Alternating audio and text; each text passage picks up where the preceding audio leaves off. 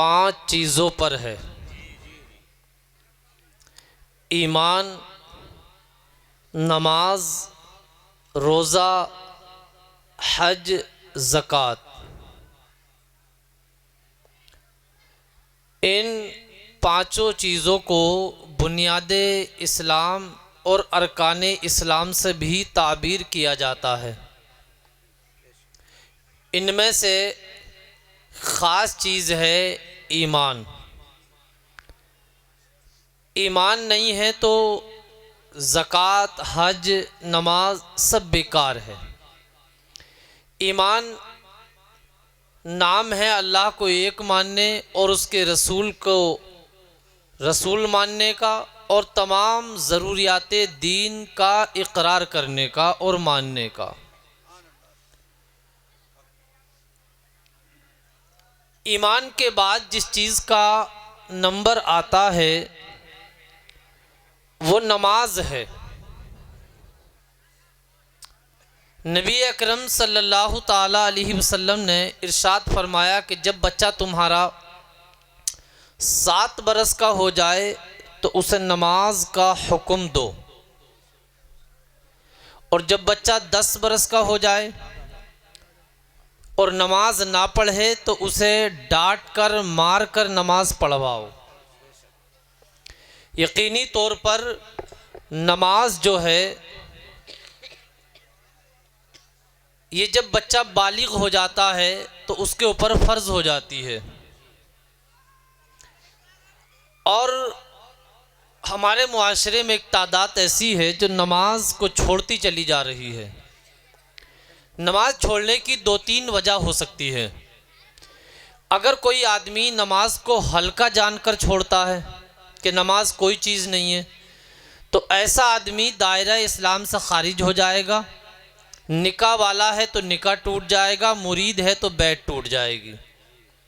और कोई आदमी नमाज को काहिली और सुस्ती की बुनियाद पर छोड़ता है तो ऐसा आदमी गुनाहे कबीरा का मुस्तहिक, अल्लाह और उसके रसूल का सख्त नाफरमान और जहन्नम का मुस्तहिक। आप तवज्जो करें, जहन को हाजिर करें कि नमाज छोड़ना ये अल्लाह और उसके रसूल की बहुत बड़ी नाफरमानी है। अल्लाह ने हमें बेशुमार नेमतें दी हैं। अल्लाह ने हमें मस्जिदें दी हैं, नमाज पढ़ाने के लिए इमाम दिए हैं, समझाने बुझाने के लिए उलमा, हमारे पास मुबल्लिगीन इस्लाम हैं हमारी इस्लाह करने के लिए। लेकिन उसके बावजूद भी हम बिल्कुल भी सही तरीक़े से हम दीन पर पाबंदी से अमल नहीं कर रहे हैं। नमाज का छोड़ देना ये कोई छोटा मोटा गुनाह नहीं है, बहुत बड़ा गुनाह है, बहुत ही बड़ा गुनाह है। आज हमारे दिलों से खौफ खुदा निकलता चला जा रहा है। हमारी हालात ये है कि हम अगर कहीं भी हो लेकिन हमारे घर मस्जिद के करीब हो, उसके बावजूद हमें अज़ान की आवाज़ आ रही है लेकिन फिर भी हम मस्जिद में नमाज के लिए नहीं जाते हैं। आज हम किस दर्जे के मुसलमान हैं, हम कहाँ चले गए हैं। हम अपने आप को मुसलमान कह रहे हैं, हम अपने आप को हुजूर से मोहब्बत करने वाला कह रहे हैं।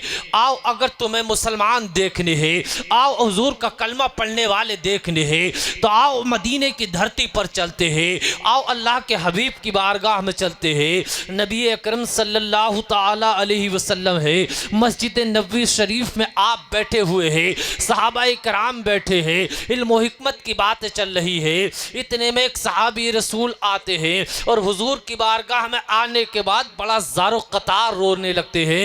बहुत देर रोते रोते हो जाती है, उनकी आंखों से ज़ारो कतार आंसू निकल रहे हैं। मेरे आका पूछते हैं, ऐ मेरे सहाबी बता तेरे रोने की वजह क्या है, तुम रो क्यों रहे हो, आखिर इतना ज़ारो कतार क्यों रो रहे हो, तुम्हारे चेहरे पर गम क्यों है, तुम इतनी तकलीफ़ और परेशानी में क्यों हो। ये अर्ज़ करते हैं मेरे आका, मैं अपने घर से बाहर निकला, एक रास्ते पे निकल गया, मुझे एक औरत नज़र आ गई, मैंने उस औरत को अपने गले के करीब कर लिया, मैं उस औरत औरत से कुछ गुनाह करना चाहता था, लेकिन इतने में मुझे ख्याल आ गया कि मुझे मौत भी आनी है, मुझे क़यामत के दिन अल्लाह के सामने भी खड़ा होना है, मुझे मौत के बाद हुजूर के सामने भी जाना है। अगर अल्लाह मुझसे नाराज़ हो गया, हुजूर मुझसे नाराज़ हो गए, तो मेरा बनेगा क्या, मेरा होगा क्या? हुजूर अर्ज़ करते हैं सहाबी, हुजूर मुझे अपनी मौत याद आ गई, हुजूर मुझे कब्र की वादियाँ याद आ गई, हुजूर मुझे कब्र की मंजिलें याद आ गई। ए अल्लाह के हबीब, मुझसे गुनाह हो गया है, मुझसे ख़ता हो गई है। अल्लाह के हबीब बैठे हुए हैं, सहाबाए कराम बैठे हुए हैं। हज़रत उमर फ़ारूक आज़म फरमाते हैं, अरे जब तुझे किसी ने गुनाह करता हुआ नहीं देखा था तो तूने अपने गुनाह को बताया क्यों? मसला भी यही है कि जब तुम गुनाह तन्हाई में करो तो अपने गुनाह का ऐलान मत करो, तन्हाई में तौबा कर लो। ये सहाबी रसूल है। हज़रत उमर फ़ारूक आज़म की बात को सुनने के बाद फ़ौरन से पहले वापस होने लगते हैं। नबी अकरम अपनी गर्दन को नीचे कर लेते हैं। मेरे आका अपने चेहरे अनवर को उठाते हैं कुछ देर के बाद और आयत कुरान की आयत पढ़ते हैं, वाक़िमिस सलात तरफ़ई नहार ज़ुलफ़म मिनल लैली इन्नल हसनात युज़हिबन सय्यात। बेशक नेकियां इंसान की बुराइयों को ले जाती है। यानी मतलब कहने का ये था, ऐ मेरे सहाबी, अगर तुझसे गुनाह हो गया है तो सिर्फ गुनाह पे मत रहे, बल्कि नेक काम कर ले। और नेक कामों में सबसे बड़ा काम ये है कि फराइज़ व वाजिबात को उनके वक्तों पर अदा कर दिया जाए। मेरी कौम के लोगों तवज्जो करो, इस नमाज से तुम दूर हो रहे हो। आज हमारी मस्जिदें खाली होती चली जा रही है, आज हमारे जलसा गाहें खाली होती चली जा रही है। आज अगर कोई जगह आबाद नजर आती है तो वो पिक्चर हॉल आबाद नजर आते हैं, वो चौराहे आबाद नजर आते हैं। अगर आबाद नजर आती है तो नेताओं की बैठकें आबाद नजर आती है, जालिमों और वकीलों की बैठकें आबाद नजर आती है। अगर खाली कोई चीज नजर आ रही है तो वह हमारी मस्जिदें हैं। ऐ मेरी कौम के लोगों, नमाज को पाबंदी से पढ़ो, नमाज को अपने सीने से लगाओ। अल्लाह के हबीब मुस्तफ़ा जाने रहमत है, हुजूर की बारगाह में एक शख्स की शिकायत दर्ज की जाती है। आका मदीने में एक नौजवान है, कबीले अंसार से ताल्लुक़ रखता है। ए मेरे आका, वो नमाज तो 5 टाइम की पढ़ता है लेकिन गुनाहों करता रहता है, बदअमली का शिकार रहता है। मेरे आका फरमाते हैं, अगर वो नमाज पढ़ता है तो एक दिन गुनाहों से बाज आ जाए, एक दिन गुनाहों से बच जाएगा। कुछ दिनों के बाद खबर मिली कि वो नौजवान गुनाहों से दूर हो गया है, बदअमली से दूर हो गया है और नेक काम करने लगा है, एक नेक इंसान बन गया है। ए मेरी कौम के लोगों, अपनी मस्जिदों को आबाद करो। आज दूसरों से शिकायत करो, हमारी मस्जिदों पर हमला हो रहा है, हमारे मदारिस पर हमला हो रहा है। इसकी वजह हम भी हैं कि हमने मस्जिदों में लाख लाख और करोड़ करोड़ रुपए तो लगा दिए लेकिन मस्जिदों को अपने सिजदों से आबाद न किया।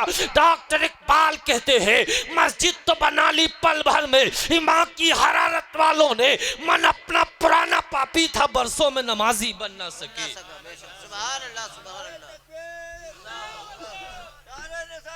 या रसूल अल्लाह, नाराए तकबीर, नाराए रिसालत। नमाज की अहमियत को अपने आप समझ लीजिए, नमाज को समझने की ज़रूरत है। ऐ मेरी कौम के लोगों, अभी चंद दिन पहले की खबर सुनी गई थी कि जिस बस्ती में जाओ क्या सुना जा रहा था, चोर आ गए, चोर आ गए। लोगों ने रात को सोना बंद कर दिया था, लोग पूरी रात लोग जाग रहे थे। पूछा गया क्यों जाग रहे हो? लोग कहने लगे, लोग कह रहे थे कि हमारी जान का ख़तरा है, हमारे माल का ख़तरा है। देखो, तुम्हारी जान जा सकती है, कोई बड़ी बात नहीं है, तुम्हारा माल चोरी हो सकता है, कोई बड़ी बात नहीं है, लेकिन जान की कीमत अलग चीज़ है, माल की कीमत अलग चीज़ है। लेकिन ईमान एक ऐसी चीज़ है जिसके बदले में अगर किसी इंसान का एक राई के दाने की बराबर ईमान है, सारी दुनिया की दौलत उसके ईमान की बराबर नहीं हो सकती है। इसलिए कि तुम्हारी बख्शिश माल की बुनियाद पर नहीं होगी, तुम्हारी बख्शिश जान की बुनियाद पर नहीं होगी। तुम्हारी बख्शिश अगर होगी तो तुम्हारी बख्शिश ईमान की बुनियाद पर होगी, मेरे आका की शफाअत की बुनियाद पर होगी, मेरे आका की मोहब्बत के दम भरने वालों, सच्चा आशिक रसूल वो है जो 5 वक्ता नमाजी है। सच्चा आशिक रसूल वो है जो ज़कात अदा करने वाला है। सच्चा आशिक रसूल वो है जो सुन्नत के मुताबिक अपनी ज़िंदगी गुजारने वाला है। डॉक्टर इकबाल पुकार कर कहते हैं कि मोहम्मद से वफा तूने तो हम तेरे हैं, ये जहां चीज़ क्या है लोहो कलम तेरे हैं। सुभान अल्लाह, सुभान अल्लाह, सुभान अल्लाह, सुभान अल्लाह, सुभान अल्लाह। अभी सुनते आपने भी सुना कि हर जगह चोर आ गए, हर जगह चोर आ गए। लोगों ने सोना बंद कर दिया इसलिए कि चोरों का डर था। ऐ मेरी कौम के लोगों, चोरों के डर से तुमने सोना बंद कर दिया, लेकिन तुम्हारे दिलों से खौफ खुदा निकल गया। तुम अपनी मौत को भूल गए, तुम अपनी कब्र को भूल गए। अरे मौत कोई आसान चीज़ है, कब्र कोई आसान चीज़ है। कब्र को याद करने के बाद बड़े बड़े मुत्तकी लोग रोज आया करते थे, बड़े बड़े परहेजगार लोग रोज आया करते थे, इसलिए कि कब्र की तारीकी को कभी सोचो तो सही, कब्र की तन्हाई को सोचो तो सही। ऐ मेरी कौम के लोगों ज़रा तवज्जो करो। चंद दिन पहले ये खबर जब आम हुई कि चोर आ गए, लोगों के अंदर ऐसी दहशत बैठी, लोगों के अंदर ऐसा खौफ बैठा कि अगर सारे घर वाले सो रहे हैं तो एक रखवाली कर रहा है। काश कि तुम्हारे दिलों में खौफ खुदा इसी तरीके से बैठ जाए तो इंशाअल्लाह तुम्हारी दुनिया और आखिरत आबाद होती हुई नजर आएगी। कुछ ज़माने पहले के ऐसे ही एक जगह हालात हो गए कि एक चोरों की जमात एक बस्ती में घुस जाती है। एक मालदार घर के मालदार आदमी के घर में चोरों की जमात घुस गई।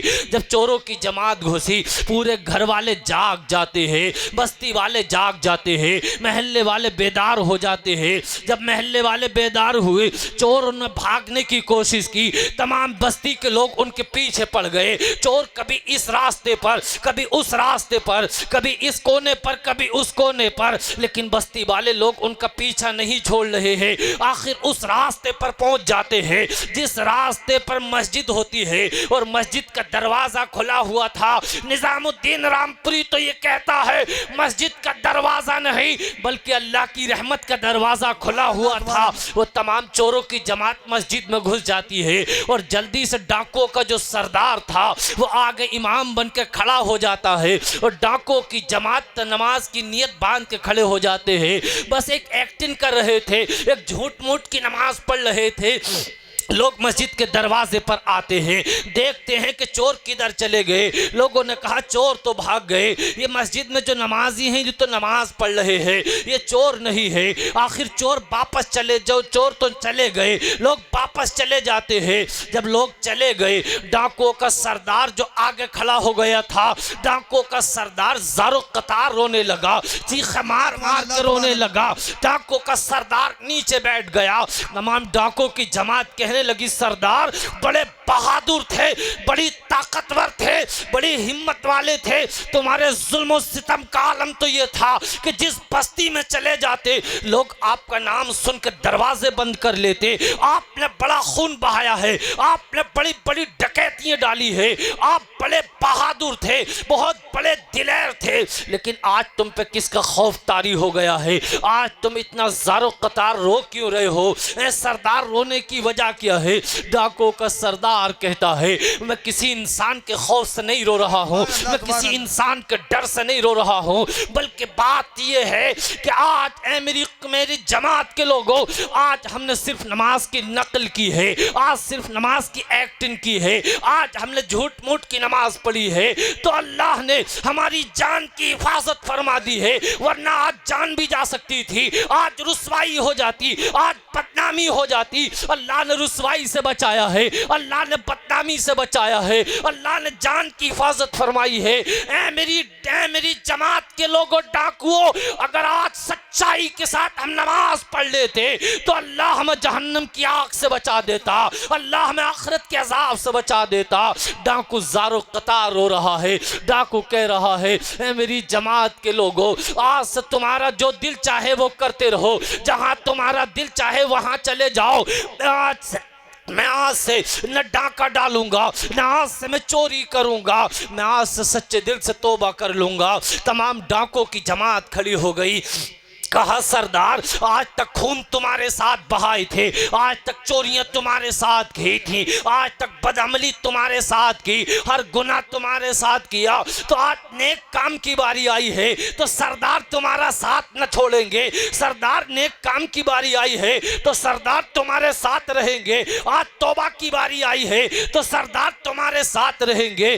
तमाम डाकू सिजदे में सर रख देते हैं, अर्ज करते हैं मेरे मालिक तमाम हम्दो सना तेरे लिए, तमाम तारीफें तेरे लिए, तमाम खूबियां तेरे लिए। ए मालिक जमीन का पैदा करने वाला है, आसमान का पैदा करने वाला है। ए मालिक तूने कितने शराबियों को माफ किया है, तूने कितने जानियों को माफ किया है, तूने कितने खताकारों को माफ किया है, न जाने कितने मुजरिमों को माफ किया है। या अल्लाह हम भी बड़े खताकार हैं, हम भी बड़े मुजरिम हैं, लेकिन तेरी बारगाह में आ गए हैं। ए मेरे मालिक तू हमें माफ फरमा दे। यहाँ तक आना हमारा काम था, माफ करना तेरा काम है। ए मेरे मालिक माफ फरमा दे। अभी उन्होंने सिजदे से सर न उठाया था कि गैब से निदा आई, मेरे बंदों मैंने तुम्हें माफ कर दिया है। नारे तकबीर, नारे रिसालत, सुभान अल्लाह, सुभान अल्लाह, सुभान अल्लाह। लोगों नमाज को दिल से लगाइए, नमाज की पाबंदी कीजिए। चंद दिनों में ये लोग जो है नेक इंसान बन गए। देखो अल्लाह तौफीक दे दे तो कौन नेक नहीं बन सकता है। अगर आप भी सच्चे दिल से अपने गुनाहों को तौबा कर ले, अल्लाह तुम्हें भी माफ़ कर देगा। आज अल्लाह के एक नेक बंदे की बारगाह में आए हो, आज मज़ार शरीफ के करीब में आए हो, आले रसूल का चेहरा देख रहे हो, उलमाए किराम की ज़ियारत कर रहे हो। इंशाअल्लाह ताला निज़ामुद्दीन रामपुरी कहता है आप हरगिज़ ये मत सोचना कि हम थोड़े लोग हैं या थोड़े लोग आए हैं। यहाँ तुम ज़रूर थोड़े हो, लेकिन जहाँ अल्लाह का जिक्र होता है, उसके रसूल का जिक्र होता है, वहाँ फरिश्ते उतर कर आते हैं, अल्लाह के मुक़द्दस फरिश्ते उतर कर आते हैं। मैं कहता हूँ जब तुम अपने घर थे तो अपने बाप के थे, जब तुम अपने खेत में थे अपने बाप के थे, बाजार और मार्केट में थे अपने बाप के थे, दुनिया के किसी खानदान में, दुनिया के किसी खित्ते में थे तुम अपने बाप के थे। लेकिन जब जिक्र रसूल में आ गए हो तो गौसे पाक के हो गए हो, रसूल पाक के हो गए हो। डॉक्टर इकबाल पुकार कर कहते हैं मोहम्मद की मोहब्बत दीन हक की शर्त अव्वल है, इसी में हो अगर खामी तो सब कुछ नामुकम्मल है। कि मोहम्मद से खातून है तो हम तेरे हैं, ये जहाँ चीज क्या है लोहो कलम तेरे है। नारे तकबीर, नारे रिसालत, फैजाने दादा मियाँ। जी जी माशाअल्लाह। ये ज़रा तवज्जो कीजिए ऐ मेरी कौम के लोगों, आज जो ये हमारा 20 साल का नौजवान है, आज जो ये 15 साल और 20 साल 25 साल के ये नौजवान है, आज ये नौजवान देखो ऐ मेरी कौम के नौजवानों देखो, आज नौजवान इश्क और प्यार की दुनिया में पड़े हुए हैं। 20 साल की जवानी की आई, ये सोचने लगा कि एक शादी में जाता है, एक नौजवान लड़की से इसकी आंखें मिलती है, ये सोचता है कि अब तो बस मैं इसी के साथ रहूँगा। ये अपने बाप की 50 साल की कमाई हुई इज्जत को दाव पे लगा देता है। ये उस बाप को भूल जाता है कि जिस बाप ने अपने बेटे को जूते पहनाने के लिए अपने जूते फाड़ लिए, जिसने अपने बेटे के शौक पूरे करने के लिए अपनी भूख और प्यास को कत्ल कर दिया। इन माँ बाप की इज्जत को दाव पे मत लगाया करो। आज प्यार और इश्क का भूत नौजवानों पे चढ़ा हुआ है, आज खानदान की इज्जत को दाव पे लगाते हैं, आज बाप की इज्जत को दाव पे लगाते हैं। मेरी कौम के नौजवानों, तुम इसलिए पैदा नहीं हुए हो। अगर अल्लाह ने तुम्हें ताकत दी है तो किसी गरीब के काम में आ जाओ। अल्लाह ने अगर तुम्हें पैसा दिया है तो किसी बेवा के काम में आ जाओ। अल्लाह ने कोई हुनर दिया है किसी यतीम का सहारा बन जाओ। अरे तुम उस रसूल का कलमा पढ़ने वाले हो जिसने बेवाओं का साथ दिया है, जिसने यतीमों का साथ दिया है, जिसने कमजोरों को सीने से लगाया है। तुम रसूलुल्लाह का कलमा पढ़ने वाले हो। आज तो लेकिन हुआ यह है कि अशराब नोशी आम हो रही है, आज जुआबाजी आम हो रही है, आज जिनाकारी आम हो रही है, बेहयाई और बदकारी आम हो रही है। जब तक मेरी कौम के लोगों इन बदअमलियों से और बदकारियों से सच्ची तौबा ना करोगे, कामयाबी नसीब ना होगी। ऐ मेरी कौम के लोगों जरा तवज्जो करो, पहले की कौमों में एक ऐसा नौजवान था जो एक शादीशुदा औरत पर आशिक हो गया, उसके इश्क में बेकरार रहने लगा। एक दिन हिम्मत करने के बाद उसी औरत को ख़त लिखता है, और जब ख़त लिखा तो उसमें मिलने का अपने आप से इरादा किया कि मैं तो औरत उससे मिलना चाहता हूँ। उस औरत को जब ख़त मिला, ये औरत बड़ी नेक थी, ये औरत बड़ी परहेज़गार थी, इसका शोहर भी बड़ा मुत्तकी और परहेज़गार था। जैसे ही उस औरत को उस नौजवान का ख़त मिलता है, अपने शोहर को बुलाती है, ऐ मेरे शोहर नामदार, फ़ला नौजवान मुझ पर आशिक हो गया है, मेरे इश्क में बेकरार रहने लगा है, मुझसे मिलना चाहता है, बताओ तुम्हारी क्या राय है। शोहर दीनदार था, शोहर शरीयत का पाबंद था, शोहर नमाजों का पाबंद था। फौरन देखते ही ये नहीं कहा कि तेरी भी कोई चाल हो सकती है। आजकल का अगर कोई होता तो ये कह देता हो सकता है तेरी भी कोई इसमें राय हो, तेरी भी इसमें कोई चाल हो। न जाने कितने घर इस वजह से तबाह बर्बाद हो गए कि शक की बुनियाद पर कभी औरत मर्द पर शक करती है, कभी आदमी औरत पर शक करता है। अरे शक की बुनियाद पर अपने घरों को तबाह बर्बाद मत करो, बल्कि एक दूसरे पर एतमाद करो, एक दूसरे पर भरोसा करो। अगर तलाक का नंबर आ जाता है तो सिर्फ दो आदमी अलग नहीं होते, बल्कि दो घर अलग हो जाते हैं, दो खानदान अलग हो जाते हैं, दो बस्तियां टूट जाती हैं। तलाक इसलिए नहीं रखी है कि जिसका दिल चाहे जहां चाहे तलाक दे दे। तलाक को तो इस्लाम में इसलिए रखा था कि अगर मिजाज बिल्कुल ही ना मिलते हो, दोनों आपस में रह ही ना सकते हो, तो मरने से बेहतर ये था कि तलाक दे दी जाए, दोनों को अपने अपने रास्ते अख्तियार कर लिए जाएं। वो किसी और से निकाह कर ले, वो किसी और से निकाह कर ले। इसलिए तलाक नहीं दी थी कि गुस्से की बुनियाद पर तलाक दे दो, शेखी की बुनियाद पर तलाक दे दो, जब दिल चाहे जब तलाक दे दो। इसलिए कि तलाक अगर आम होगी तो मुआशरा तबाह बर्बाद हो जाएगा। मेरी कौम के लोगों ज़रा तवज्जो करो। वो आदमी कहता है, बता मेरी शरीक हयात तेरा क्या इरादा है, बता तू क्या चाहती है। वो कहती है अगर इजाज़त दो तो मैं उसको जवाब दूंगी। कहता है ठीक है तू जवाब दे। ये पर्चे में लिखती है कि अगर वाकई तू मुझसे प्यार करता है, अगर वाकई तू मुझसे इश्क करता है, तो 40 दिन तक तुझे बाजमात नमाज पढ़नी होगी, तकबीर उला के साथ फला मस्जिद में नमाज पढ़नी होगी। ये नौजवान जब ये बात सुनता है खुश हो जाता है। अरे ये शर्त तो बहुत आसान है, बड़ी आसानी से पूरी कर लूँगा। फ़ौरन से पहले वुज़ू बनाता है और नमाज पढ़नी शुरू करता है। 1 दिन पढ़ता है, 2 दिन पढ़ता है, 3 दिन पढ़ता है, 10 दिन, 20 दिन, जब 40 दिन मुकम्मल हो जाते हैं, वो औरत अपने वादे के मुताबिक उससे खबर भिजवाती है, पूछो उससे अब क्या इरादा है उसका। जब उस नौजवान को खबर मिलती है वो खड़ा हो जाता है और कहता है अल्लाह का शुक्र है कि जिस बदकारी का इरादा रखता था, जिस गुनाह का इरादा रखता था, अल्लाह ने मुझे उससे बचा लिया है और मैं उस औरत की मोहब्बत से निकलकर अल्लाह की मोहब्बत में आ गया हूँ। अब मैंने गुनाहों से सच्ची तौबा कर ली है। ए मेरी कौम के लोगों तवज्जो करो। आज तुम मोहम्मद अरबी के ग़ुलाम हो, आज अब्दुल्ला के प्यारे के ग़ुलाम हो, आमना के दुलारे के ग़ुलाम हो।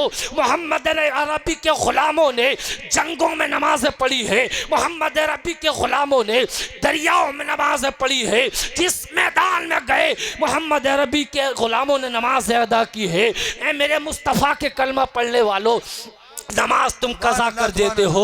नमाज मेरे आका भी कल मेराज का दिन गुजरा है। कल रात गुज़िश्ता रात जो थी वो मेराज की रात थी। अस्सलातु मेराजुल मोमिनीन, मेराज मोमिन, नमाज मोमिन की मेराज है। मेरी कौम के लोगों, मेरे आका ने फरमाया नमाज मेरी आंखों की ठंडक है, नमाज मेरी आंखों की ठंडक है। अरे कलमा पढ़ने वाले हुजूर के, क्या हुजूर को तकलीफ़ पहुँचाएंगे, क्या अपने आका को तकलीफ़ पहुँचाएंगे? भला तुम कैसे मुसलमान हो? अगर सच्चाई के साथ तुमने नमाजों को पढ़ लिया है तो यही तो मोहब्बत रसूल है। अगर तुमने ज़कात अदा की है यही तो मोहब्बत रसूल है। अगर तुमने सुन्नत के मुताबिक खाना खाया है यही तो मोहब्बत रसूल है। अगर चेहरे पर दाढ़ी सजाई है यही तो मोहब्बत रसूल है। अगर तुमने अपनी ज़िंदगी को अल्लाह और उसके रसूल के मुताबिक गुजारा है तो इंशाअल्लाह मेरे आका तुम पे नज़र इनायत फरमाएंगे, मेरे आका तुम पे करम फरमाएंगे। फरमाएंगे। इल्म और हिकमत के ताजदार बयान फरमाते हैं, इल्म और हिकमत के शहरियात पुकार कर कहते हैं, बरेली के कलंदर पुकार कर कहते हैं, सुन्नियों के रहनुमा पुकार कर कहते हैं, वाह क्या जूदो करम है, शे बता तेरा, नहीं सुनता ही नहीं मांगने वाला तेरा। और मेरे करीम से घर कतरा किसी ने मांगा, दरिया बहा दिए हैं, दुर्वे बहा दिए हैं और आगे बढ़ते हैं और पुकार कर कहते हैं, जब आ गई है जोशे रहमत पे उनकी आंखें, जलते बुझा दिए हैं, रोते हंसा दिए। नाराए तकबीर, नाराए रिसालत, फैजाने दादा मियां। मेरी सुभान अल्लाह, लोगों, सुभान अल्लाह, आज यहाँ पर सुभान आने वालों मेरे इस्लामी भाइयों, आज यहाँ से तुम्हें सबक लेकर जाना है। यहाँ पर तुम नमाज पढ़ लो, नमाज को दिल से लगाओगे। अगर तुम नमाज ना पढ़ो, ज़कात अदा ना करो, तुम्हारा यहाँ पर आना कोई फ़ायदेमंद नहीं है। ये तुमसे खुश नहीं होंगे, बल्कि खुश तुमसे जब होंगे फजर की नमाज अदा करो, अपने वालिदैन से मुसाफा मिलाओ, उनका सर पे हाथ रखवाओ और दादा मियाँ के मज़ार पे आ जाओ, तो इंशाअल्लाह ताला इनकी नज़रें करम हो जाएगी, तुम्हारी बिगड़ी बनती नज़र आएगी। अगर कांटे भी तुम्हारे रास्ते में आ जाएंगे, वो फूल बनते नजर आएंगे। नमाज वो चीज़ है जो इंसान को मुसीबत से बचाती है, नमाज वो चीज़ है कि इंसान को तकलीफ़ों से बचाती है, नमाज वो चीज़ है जो इंसान को उलझनों से बचाती है, नमाज वो चीज़ है जो इंसान को गमों से बचाती है, नमाज वो चीज़ है जो शैतान के मकर से बचाती है। यहाँ तक के आग भी तुम्हारे लिए ठंडी हो जाती है। बनी इसराइल के अंदर एक औरत थी, बड़ी नमाजी, बड़ी परहेजगार थी। एक मर्तबा मेरे प्यारे अजान की आवाज़ सुनती है, अल्लाह के नाम की सुनती है, मेरे प्यारे अजान को जैसे ही सुनती है फ़ौरन से पहले वज़ू बनाती है, नमाज के लिए मेरे प्यारे खड़ी हो जाती है। उस नमाज के खड़ा होने से पहले उसका बच्चा एक तरफ खेल रहा था, उसकी रोटी तंदूर में लगी हुई थी, लेकिन नमाज पढ़ने के लिए वक्त होते ही खड़ी हो गई है। शैतान ये मामला देख रहा था। जब शैतान देखता है तो फ़ौरन से पहले गुस्से में हो जाता है। वो कब चाहता है कि तुम नेकी का काम करो, वो कब चाहता है कि तुम अल्लाह की इबादत करो, वो कब चाहता है कि तुम अल्लाह का जिक्र करो। वो कहने लगा, ख्यालात डालने लगा, अरे तेरा बच्चा खेल रहा है, अभी रोने लगेगा, तेरी रोटी कब चूल्हे में लगी हुई है, तेरी रोटी जल जाएगी और तू नमाज पढ़ने के लिए खड़ी हो गई है। औरत ने एक ना सुनी और अल्लाह की इबादत करती रही, अल्लाह का जिक्र करती रही। मेरे प्यारे, इतने में शैतान को गुस्सा आ जाता है और उसके बच्चे को उठाने के बाद उस तंदूर में डाल देता है। इतने में उस औरत का शोहर आ जाता है। क्या देखता है कि औरत नमाज पढ़ रही है, रोटी चूल्हे में लगी हुई है, उसका बच्चा आग के अंगारों से खेल रहा है, आग ठंडी हो गई है। ये बात देखने के बाद उस औरत का शोहर हज़रत ईसा अलैहिस्सलाम की बारगाह में गया और जाने के बाद सारी बात को बयान किया। और उसके जब हज़रत ईसा अलैहिस्सलाम ने इस बात को सुना, कहा अपनी बीवी को बुला कर लेकर आओ। जब हज़रत ईसा अलैहिस्सलाम की बारगाह में उस औरत जाती है, पूछते हैं तू कौन सा नेक अमल करती है, क्या काम करती है। वो अर्ज़ करती है, मैं काम ये करती हूँ, जब मेरा वुज़ू टूट जाता है फ़ौरन से पहले वुज़ू बना लेती हूँ, यानी बावुज़ू रहती हूँ, और जब नमाज का वक्त हो जाता है तो नमाज पढ़ लेती हूँ। और अगर मुझे कोई तकलीफ़ देता है तो मैं बदला नहीं लेती, बल्कि उस पर सब्र कर लेती हूँ। और कोई हाजतमंद मेरे पास आता है, मैं उसकी हाजत को पूरा कर देती हूँ। ऐ मेरी कौम के लोगों, ज़रा तवज्जो करो, ज़रा ज़हन को करीब करो, ज़रा दिल के कानों से मेरी बात को सुनो। ये बनी इसराइल की औरत थी। अरे बनी इसराइल के लोग तो लोग, अंबिया और मुरसलीन भी वो हैं जो मेरे नबी का कलमा पढ़ने वाले हैं, जो मेरे नबी का दामन पकड़ने वाले हैं, जिन्होंने तमन्नाएँ की थी, या अल्लाह हमें हुजूर का उम्मती बना दे, या अल्लाह हमें हुजूर की ग़ुलामी नसीब फरमा दे। मुझे यकीन है कि अगर तुमने नमाजों को दिल से लगा लिया है, मेरे सरकार का दामन पकड़ लिया है, गौसे पाक का दामन पकड़ लिया है, ख्वाजा गरीब नवाज का दामन पकड़ लिया है, शरीयत की पाबंदी कर ली है, तो इंशाअल्लाह मेरे आका तुम पे करम फरमाएंगे, मेरे आका नजरे करम फरमाएंगे। इल्म और हिकमत के ताजदार पुकार कर कहते हैं, कौन देता है, देने को मुंह चाहिए, देने वाला है सच्चा हमारा नबी। गमज़दों को रजा मुस्ता दीजिए के है बेकसों का सहारा हमारा नबी। सुभान अल्लाह सुभान अल्लाह सुभान अल्लाह सुभान अल्लाह सुभान अल्लाह सुभान अल्लाह। अल्लाहु अकबर या रसूल अल्लाह। जिंदाबाद जिंदाबाद जिंदाबाद। बस इंशाल्लाह 9 मिनट बाकी है मेरे पास। इंशाल्लाह तवज्जो से सुन लीजिए, 9 मिनट में इंशाल्लाह मेरी बात पूरी हो जाती है। मेरी कौम के लोगों, मैं कह रहा था नमाज को अपने दिल से लगाइए। इंशाल्लाह ताला नमाज तुम्हें दुनिया में भी कामयाब बनाएगी, तुम्हें आखिरत में भी कामयाब बनाएगी। अगर तुम वाकई कामयाब होना चाहते हो, अगर वाकई तुम तरक्की चाहते हो, तो तुम नमाज को पहले पढ़ो। इंशाल्लाह नमाज तुम्हें हर बुरे काम से बचा देगी, नमाज तुम्हें हर बुरे काम से बचा देगी, नमाज बेहयाई से बचा देगी, नमाज तुम्हें गीबत और चुगली से बचा देगी। ऐ मेरी कौम के लोगों ज़रा तवज्जो करो, नमाज कैसी चीज़ है। नमाज तुम्हारी जान की हिफाजत फरमाती है, नमाज एक बेहतरीन चीज़ है। नमाज है क्या चीज़, ज़रा तवज्जो की ज़रूरत है। नमाज मेरे प्यारे तुम्हारी अंधेरी कब्र का चराग है, नमाज तुम्हारे लिए नूर और हुज्जत है। ये नमाज रसूल आज़म की आंखों की ठंडक है, नमाज मोमिन की मेराज है। जब तुम नमाज पढ़ोगे तो अल्लाह तुम्हारी रोज़ी में बरकतें फरमाएगा, अल्लाह तुम्हारी उम्र में बरकतें फरमाएगा, अल्लाह तुम्हारी जान की हिफाजत फरमाएगा। अगर किसी ने कत्ल का मंसूबा भी बनाया है और नमाज पढ़ोगे, अल्लाह तुम्हारी जान की हिफाजत फरमा देगा। ऐ मेरी कौम के लोगों ज़रा तवज्जो करो। एक बड़ा जालिम और जाबिर आदमी था, उसकी औरत बड़ी नेक और मुत्तकी परहेजगार थी, 5 वक्त नमाज पढ़ती थी। ये जालिम गुस्सा करता था, क्या नमाज पढ़ती रहती है, क्या नमाज पढ़ती रहती है, हर वक्त सिजदे करती रहती है, हर वक्त मुसल्ले पे बैठी रहती है। ऐसे लोग भी हमारी कौम के अंदर मौजूद हैं।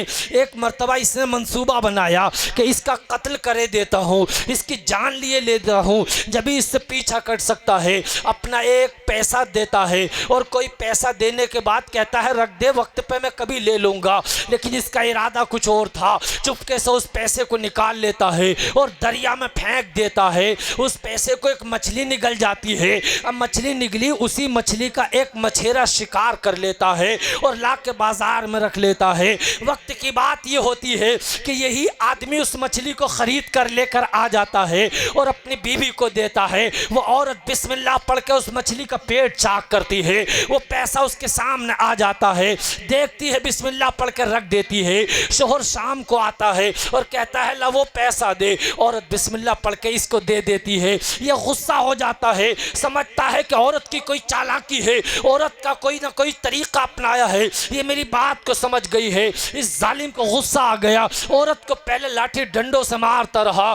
जब इसका दिल ठंडा ना हुआ, औरत को उठाया और जलती हुई तंदूर की आग में डाल दिया। औरत तड़पने लगी, औरत ज़ारो कतार रोने लगी। अल्लाह की बारगाह में अर्ज़ करती है मेरे मालिक, आज तक तेरा नाम लेती रही, आज तक तेरा जिक्र करती रही, ए मेरे मालिक आज तू मुझ पर अपना करम फरमा दे, आज तू मेरी इज्जत की हिफाजत फरमा दे, आज तू मेरी जान की हिफाजत फरमा दे। तारीख में लिखा जाता है कि औरत अल्लाह की बारगाह में इल्तिजा कर रही थी, आग ठंडी हो गई नमाज की बरकत से, जिक्र इलाही की बरकत से औरत सही और सलामत आग से निकल आती है। अगर कसम खुदा की तुम उम्मते रसूल उम्मते मोहम्मदिया में रहने वालों, अगर तुम नमाज की पाबंदी करोगे, अल्लाह तुम्हारी ज़िंदगी को बदल देगा, अल्लाह तुम पर करम फरमा देगा। लेकिन हालात तो ऐसे हुए हैं, हम मौत को भूल गए हैं, हम कब्र को भूल गए हैं, हम कब्र की मंजिलों को भूल गए हैं, हमारे दिलों से कब्र की दहशत निकल गई है। ऐ मेरी कौम के लोगों ज़रा तवज्जो करो, मौत कोई आसान चीज़ नहीं है। इस मौत ने न जाने कितने पहलवानों को इस ज़मीन से उठा के कब्रों में पहुंचा दिया है, मौत ने कितने ज़मींदारों को इस ज़मीन से उठा के कब्र की पस्तियों में पहुंचा दिया है। मौत एक ऐसी चीज़ है, न जाने कितने नौजवानों को आ गई है। मौत किसी ताकतवर को नहीं छोड़ती है। जिस बादशाह की पूरी दुनिया पर हुकूमत थी, 1000 बरस की उम्र होती है, लेकिन जिस दिन मौत आती है घुटनों के बल जमीन पर गिर जाता है और कहता है मुझे मालूम न था कि इस जिंदगी का अंजाम ये है। मौत आ गई, कारून के दौलत का कोई ठिकाना न था, लेकिन मौत आ गई। शद्दाद की कोई दौलत का ठिकाना न था, लेकिन मौत आ गई। नौशीरवा पे बेशुमार दौलत थी, लेकिन मौत मौत आ गई, आगा अपनी मौत से कोई बशर नहीं, सामान 100 बरस का है, पल की खबर नहीं, जागना है जाग ले, अफलाक के साए तले, हश्र तक सोता रहेगा खाक के साए तले। तवज्जो की ज़रूरत है, आखिरी 5 मिनट की मेरी गुफ्तगू निकलनी नहीं चाहिए। हर एक आदमी अपने दिल की तख्ती पर लिख ले। खलीफा अब्दुल मलिक के पास एक शख्स आता है, बड़ा ज़ारो कतार रो रहा है, रोते रोते उसकी दाढ़ी भीग जाती है, उसका सीना भीग जाता है। खलीफा अब्दुल मलिक कहते हैं बता रो क्यों रहा है, इतना रोने की बात क्या है। ये अर्ज़ करता है खलीफा अब्दुल मलिक मैं कफन चोर था और कफन चुरा के अपना गुजारा करता था। कहा बात क्या है, बात बता। कहा आज मैंने 5 कब्रों से नसीहत हासिल की है।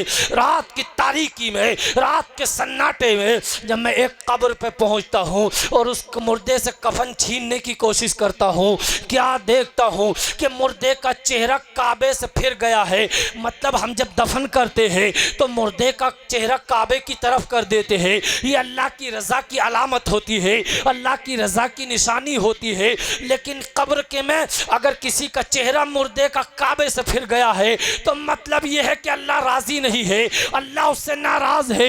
ये जब ये देखता है कि मुर्दे का चेहरा काबे से फिर गया है, ये कफन चोर भागने लगता है। ये कहता है, एक आवाज़ आती है, ए भागने वाले भागता कहाँ है, इस मुर्दे से पूछ कि अल्लाह तुझसे नाराज़ क्यों हुआ है। ये कहने लगा मैंने हाथ जोड़ लिए इस रात की तारीकी में, इस सनसनाटी गर्मी, इस सनसनाटी जुल्मत और तारीकी में, इस हवा में जब चारों तरफ से चरिंदों परिंद के बोलने की आवाज़ आ रही हो, रात की तारीकी हो, ऐसे घुटा घटा टोप अंधेरी में मेरी हिम्मत नहीं है कि मैं कब्र पे चला जाऊं। कहाँ जाके पूछ, कहता है बड़ी हिम्मत की और बड़ी हिम्मत करके कब्र तक पहुंचा। आवाज़ आती है गैब से, ये इसलिए कि ये आदमी जानी था और शराबी था। मेरी कौम के लोगों, आज हमारी कौम के अंदर जिना कसरत से हो रहा है, आज हमारी कौम के अंदर शादियों को महंगा किया जा रहा है और जिना को आम किया जा रहा है। आज शराब नोशी इतनी आम हो गई है, नशाबाजी इतनी आम हो गई है कि जिसका कोई ठिकाना नहीं है। जिस कौम के अंदर शराब नोशी आम हो जाए, जिस कौम के अंदर जिनाकारी आम हो जाए, वो कौम तबाह बर्बाद हो जाती है, वो कौम कभी कामयाबी नहीं पा सकती है। ये कहता है मैंने दूसरी कब्र खोदी और जब दूसरी कब्र खोदी क्या देखता हूँ कि मुर्दे की शक्ल खिंजीर के जैसी बन गई है, यानी सुअर के जैसी बन गई है। कहने लगा मैंने इतना देखा और उसके तमाम बदन के अंदर हाथों और पैरों में आग की बेड़ियाँ लगी हुई है। मैं भाग उठा, गैब से आवाज आती है, भागना नहीं है बल्कि इससे पूछ के अल्लाह नाराज क्यों हुआ है, अजाब का सवाब क्या है। मैंने हाथ जोड़ लिए, मेरी हिम्मत नहीं है कि मैं कब्र पर जा सकूं। इस तारीकी में, इस अंधेरी में, जबकि चारों तरफ कोई भी ना हो, मैं अकेला कब्रिस्तान में नहीं जा सकता हूं, मैं कब्र पर नहीं खड़ा हो सकता हूं। गैब से निदा आती है, ये आदमी अल्लाह के नाम की झूठी कसमें खाता था, ये आदमी हराम माल खाता था। आज हमारी कौम के अंदर एक छोटे से टके की बुनियाद पर आदमी झूठी कसम खा जाता है।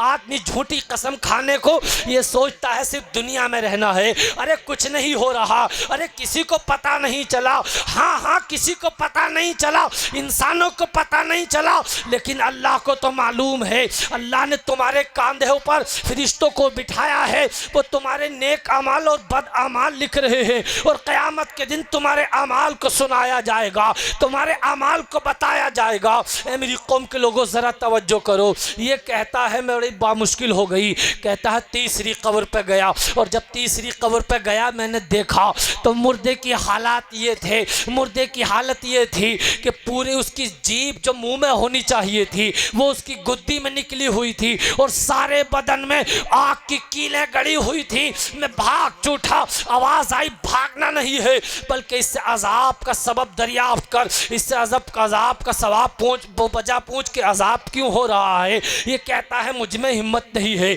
मैं नहीं जा सकता कब्र पे। अल्लाह अकबर, गैब से आवाज़ आती है। ये आदमी दुनिया में गीबत किया करता था, ये आदमी चुगली किया करता था और लोगों को आपस में लड़वाया करता था, यानी फितना परवर था। ऐ मेरी कौम के लोगों, आज हमारे समाज में ऐसे लोग बेशुमार मौजूद हैं। भाई भाई की गीबत कर रहा है, पड़ोसी पड़ोसी की ग़ीबत कर रहा है, मुक्तदी इमाम की ग़ीबत कर रहे हैं, एक आदमी दूसरे आदमी की ग़ीबत कर रहा है।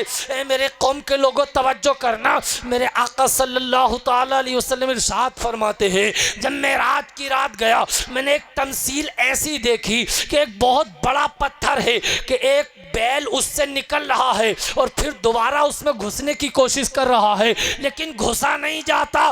कहते हैं मेरे आका, मैंने जिब्रील से पूछा क्या बात है, ये क्या मामला है। जिब्रील अर्ज करते हैं ये उस आदमी की मिसाल है जो अपनी ज़बान से कोई ऐसी बात निकाल देता है जिससे लोगों में फितना हो जाता है, लोग आपस में लड़ जाते हैं, समाज में बिखंडा पड़ जाता है और फिर अफसोस करता है मैंने गलत किया, मैंने बुरा किया। ऐ मेरी कौम के लोगों तवज्जो करो, इस गीबत से समाज टूट जाता है, इस चुगली से इख्तलाफ पैदा हो जाते हैं, ख़ानदान टूट जाते हैं, बस्तियां टूट जाती है। हम उस नबी का कलमा पढ़ने वाले हैं जिसने समाज को बनाया है, जिसने समाज को जोड़ा है, जिसने अमन और शांति का पैगाम दिया है।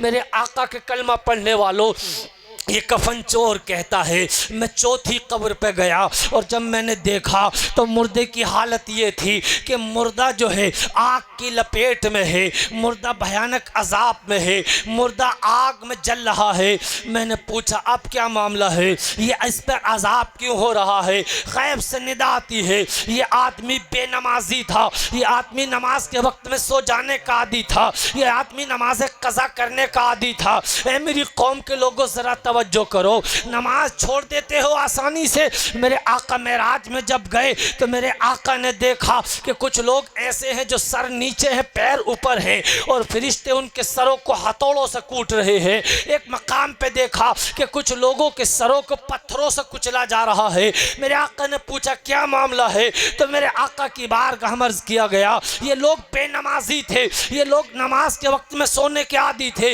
नमाज के वक्त में इन लोगों के सर बोझल हो जाया करते थे, भारी हो जाया करते थे। आज मेरी कौम के नौजवानों नमाज से दूर भाग रहे हो, मस्जिदों को वीरान कर रहे हो, वरना तुम तैयार हो जाओ कल अज़ाब कब्र के लिए।